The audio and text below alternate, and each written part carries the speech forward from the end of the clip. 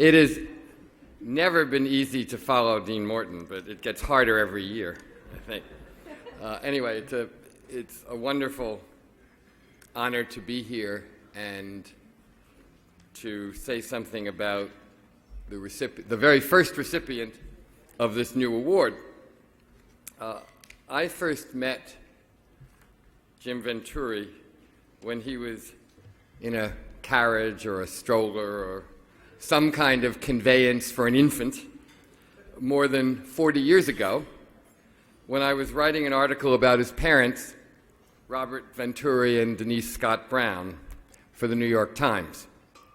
So we go back a long way.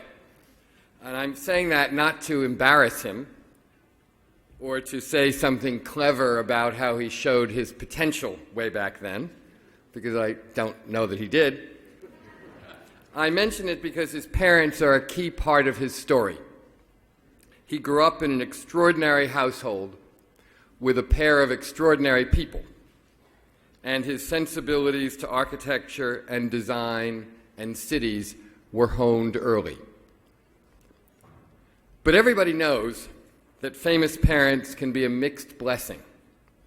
It is not always easy to establish yourself when your parents cast a long shadow, as Jim's parents do.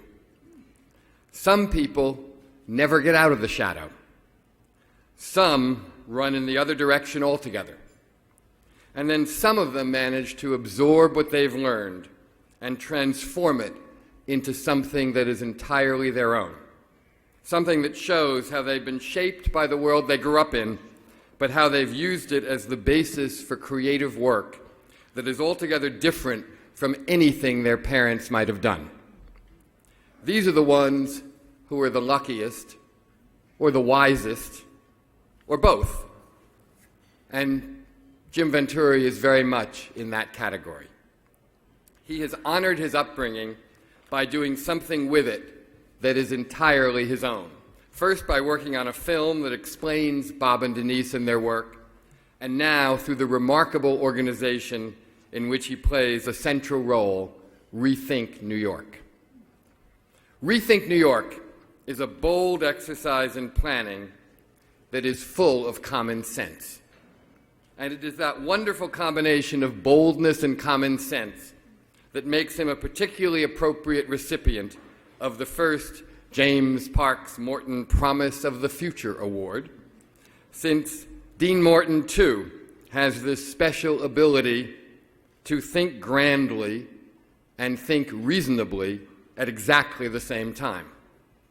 It was exactly that combination that marked his magnificent idea many years ago that we might continue to construct the Gothic towers of St. John the Divine by making it a training program for people in need of work. But let me say a word more specifically about Jim's proposals here and about what Rethink New York is doing. When you look at the most important idea Jim Venturi and his team have put forth, to expand LaGuardia Airport by taking over Rikers Island and adding train access not from Queens, but from the Bronx side, you realize it has the potential to solve multiple problems at once. The region's smallest airport, usually described as impossible to expand, gets expanded significantly. Direct train access to the airport, long an area in which New York has been behind almost every major city in the world, is achieved, and in a way that also turns the chaos of our regional train systems into a more coherent whole. And Rikers Island, a dangerous breeding ground for criminals that cries out for reform, is to be broken up into smaller units and scattered to other parts of the city. Of course, none of these things will be easy or cheap.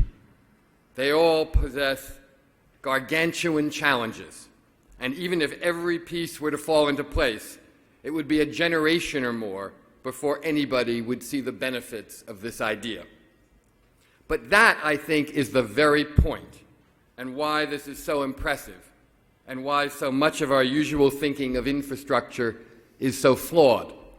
The very fact that it will take a lot of time and that most of us in this room will never actually see it. Infrastructure is only partly about the present. It is much more about the future.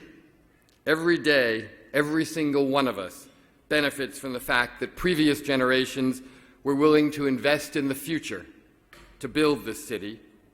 Their bold thinking and creative ideas and their willingness to engage in political struggles were for us so that we might benefit. The thinking that gave us the Brooklyn Bridge, Central Park, the electrification of the New York Central, and the creation of Park Avenue as the world's first air rights development, Pennsylvania Station, the New York Public Library, the city's great museums. None of these things were either cheap or free of controversy. Every one of them took longer, cost more, and presented more challenges than anyone had expected. So, tonight, we honor James Venturi, not just for having serious and important ideas and for showing that they could work in the real world of the real city, but for thinking in a way that, like Jim Morton, looks towards shaping a greater New York for all the generations that will follow us. Thank you.